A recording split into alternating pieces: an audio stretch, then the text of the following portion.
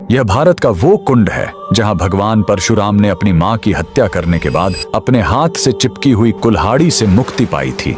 यह कहानी है महान ऋषि जमदग्नि और उनकी पत्नी पतिव्रता रेणुका की। कहते हैं रेणुका हर दिन नदी से कच्चे घड़े में पानी लाती थीं और उनके सतीत्व के बल से वह घड़ा टूटता नहीं था। उनके 5 पुत्र थे जिनमें सबसे छोटे थे विष्णु अवतार परशुराम। एक दिन रेणुका ने नदी में कुछ गंधर्वों स्वर्ग के संगीतकार को जल क्रीड़ा करते देखा। उन्हें देखकर एक पल के लिए उनका मन मोह में पड़ गया और उसी क्षण उनके सतीत्व का बल टूटा और कच्चा घड़ा टूट गया। जब वो आश्रम लौटी तो ऋषि जमदग्नि ने अपने योग बल से जान लिया कि उनका मन भटक गया था। वो इतने क्रोधित हुए कि उन्होंने अपने पुत्रों को आज्ञा दी, अपनी मां का वध कर दो। जब चारों बड़े भाइयों ने मना कर दिया तो क्रोधित पिता ने उन्हें तुरंत पत्थर बन जाने का श्राप दे दिया। इसके बाद परशुराम ने पिता की आज्ञा को अपना धर्म समझा। उन्होंने भारी मन से अपनी कुल्हाड़ी उठाई और अपनी ही मां का सिर धड़ से अलग कर दिया। उनकी आज्ञाकारिता से प्रसन्न होकर जमदग्नि ने वरदान मांगने को कहा। परशुराम ने तुरंत अपनी मां को फिर से जीवित करने और साथ ही पत्थर बन चुके अपने चारों भाइयों को भी मुक्त करने का वर मांग लिया। सब फिर से जीवित हो गए, मानो कुछ हुआ ही ना हो। लेकिन कहानी यहीं खत्म नहीं हुई।